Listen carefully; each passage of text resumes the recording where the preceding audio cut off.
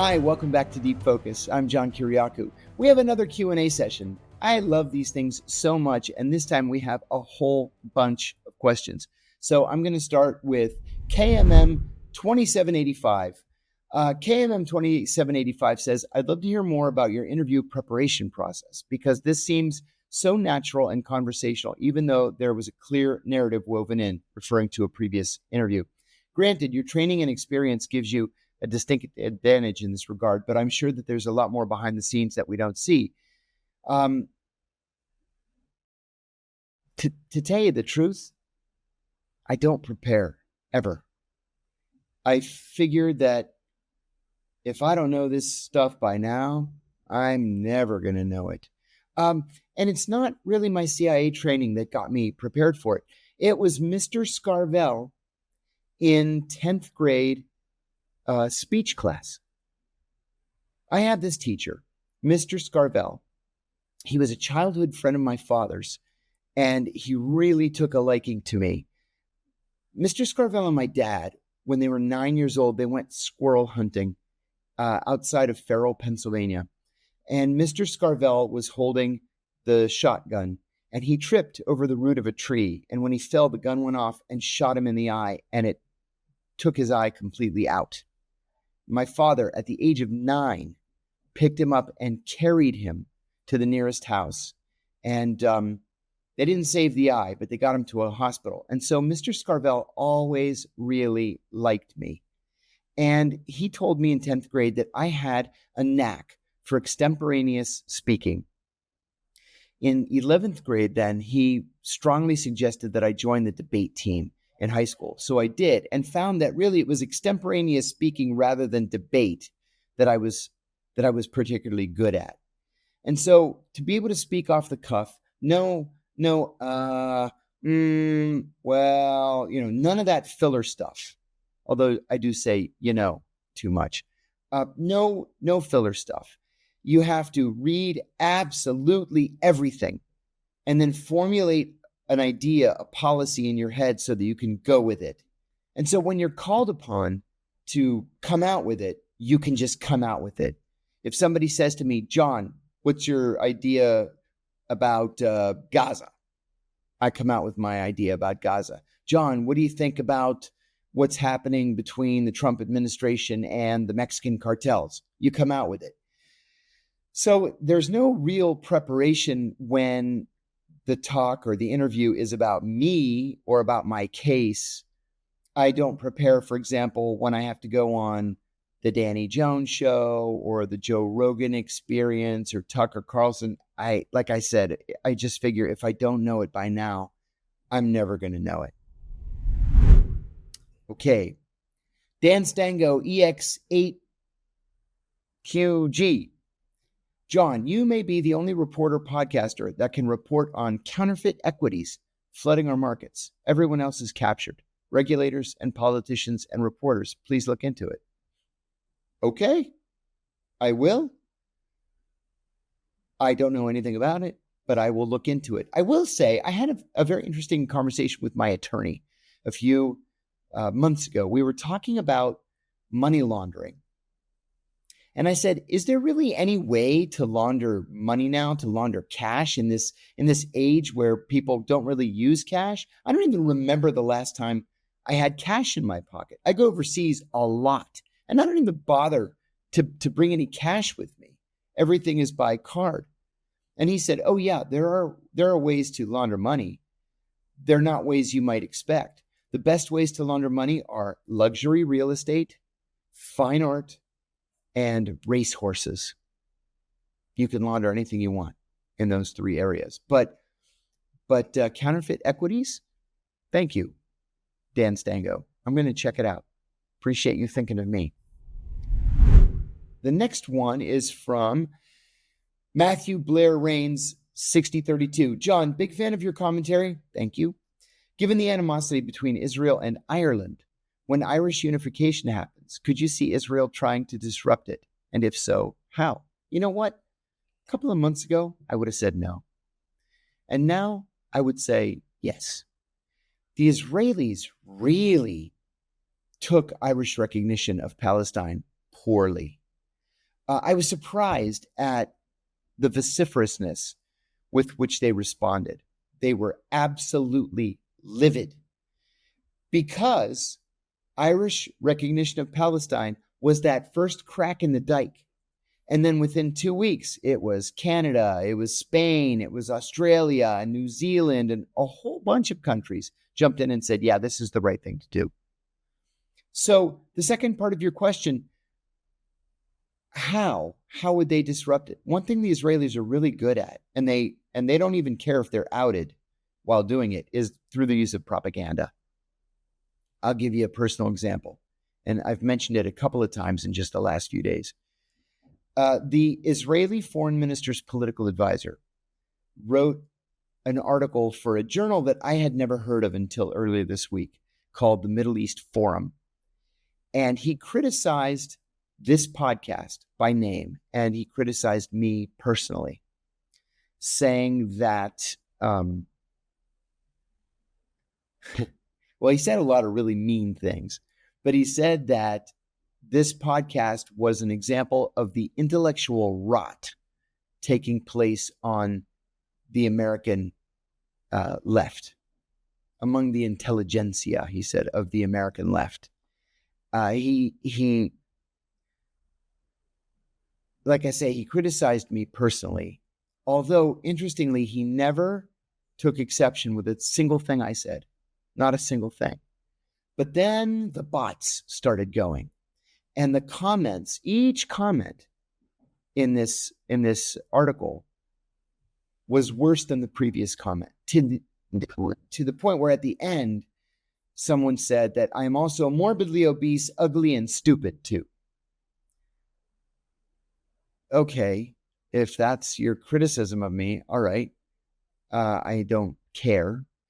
But this is what the Israelis do. They spin something, and then they get this army of bots or even army of human beings to buck it up so that it rises in the algorithm, and they try to convince people of the Israeli side of an issue just by repeating the same thing over and over and over and over. I criticized Israel's disrespect for human rights. I criticized Israeli actions in Gaza. I called Israeli actions in Gaza a genocide, and they clearly, obviously fit the international legal definition of genocide. It's not John saying it. It's the United Nations saying it. It's the International Court of Justice saying it. But they don't like that. And they especially didn't like it when the Irish government said it. So yeah, I could see the Israelis trying to step in. Listen, the fact of the matter is, though, and I think that you'll agree with me, Matthew, Ireland is going to be unified. It may not be tomorrow. It may not be next year, but it's going to happen. It's going to happen whether the Israelis want it or not. It's going to happen whether the British want it or not. It's going to happen. Thanks for that. Excellent question.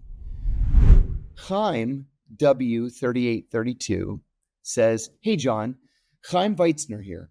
I'm wondering, you keep saying that the FBI left the country whenever torture occurred. My question is, why couldn't they stop it if it was illegal? That is a great question.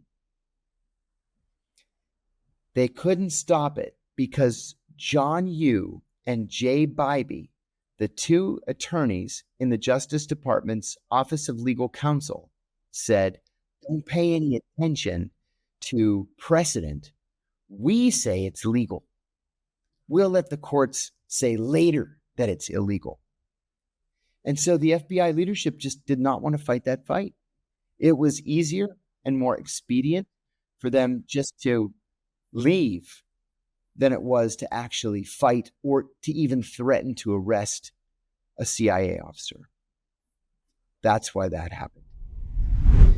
The next one is from Logan Dalton, O2S. John, for your next Q&A, could you share some of the backstory or maybe just some insight into the press conference in 2008 when Muntadhar Azadi threw his shoes at the president? That was President George W. Bush. It seems like it was mostly glossed over in the news, and we never learned who Zaidi was or why he disliked Bush so much that he hurled a shoe at his head? That's also a great question. Muntadhar Zaidi was a journalist for an Iraqi television station that was based in Cairo. So while the station was based in Cairo, Zaidi was based in Baghdad, and he repeatedly ran afoul of American military officials. He was arrested twice, and he claimed that the Americans had tortured him. He may have been tortured. He may have been treated roughly. Whatever it is, he had a very, very poor experience with Americans. And he was so angry at George W. Bush for being the symbol of American hegemony that he shouted something before throwing his shoes.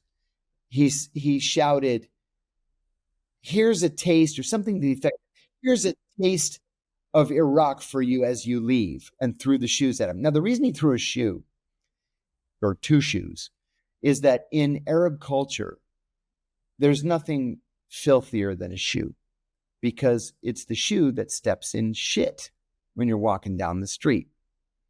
And so you're never supposed to expose the sole of your shoe. Like when you cross your legs, it's considered to be very, very bad manners in the Middle East. And certainly to throw your shoe at somebody, wow. Yeah, you better be prepared to put up your dukes. That's a great question. Thanks for that. Our next question is an anonymous one. It says, given what we know from Catherine Fitz, is the recent coverage of the Epstein central bank digital currency control grid actually good for the public? Or are we possibly forcing their hand into an endgame that isn't pretty for the rest of us? Part of me thinks that Trump's recent change of motion into the neocon direction on both Ukraine and Israel can be accounted by the public demanding the files and therefore a need to begin a third world war, as I'm not sure what else could possibly distract from the issue. What do you think? I've worked as a product manager in cybersecurity software for many years. I work mainly with DoD and other federal government customers. It is good pay and decent work-life balance. However, it is not the most exciting nor fulfilling job.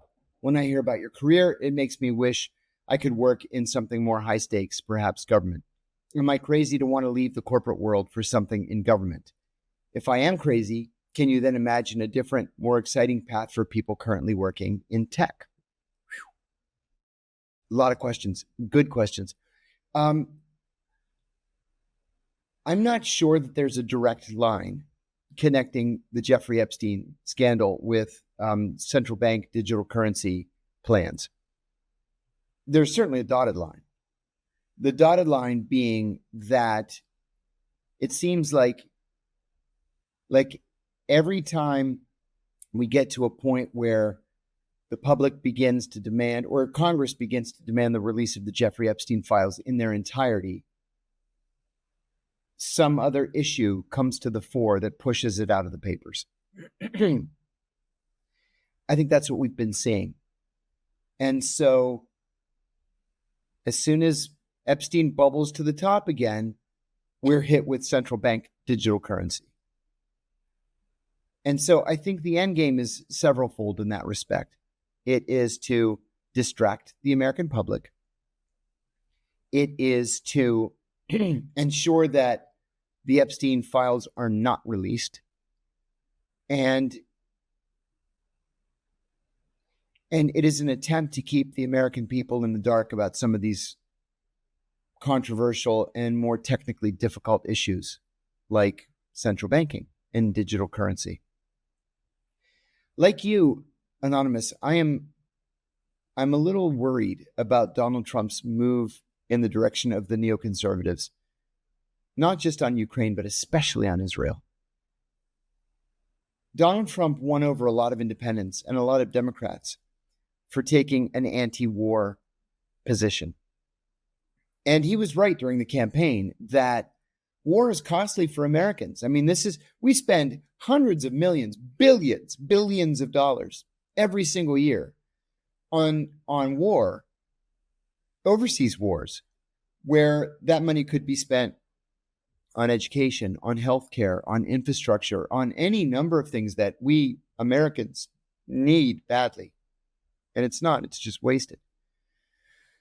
So I'm troubled by that move in the direction of the neoconservatives. You say that you worked as a product manager in cybersecurity software for many years, and you work mainly with DoD, good work-life balance, but not exciting or fulfilling.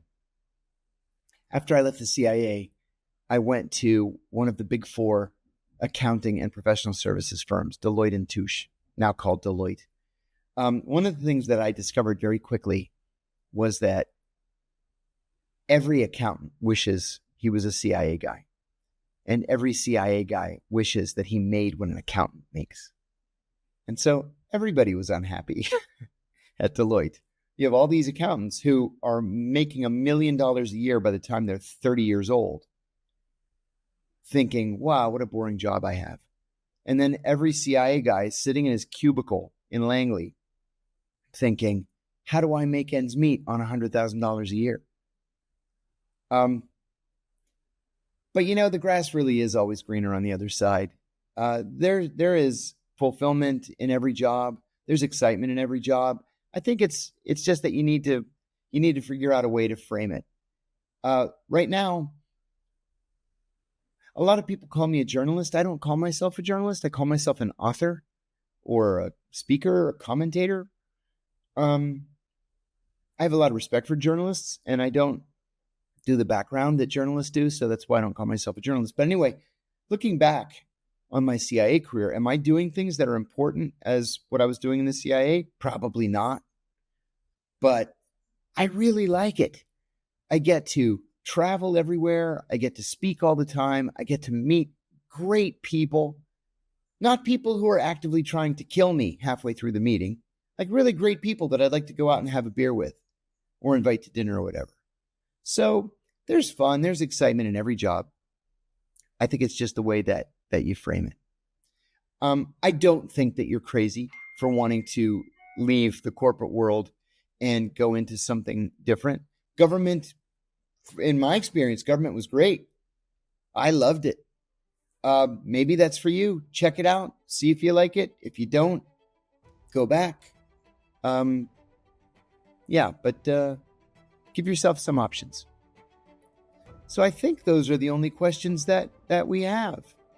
If you haven't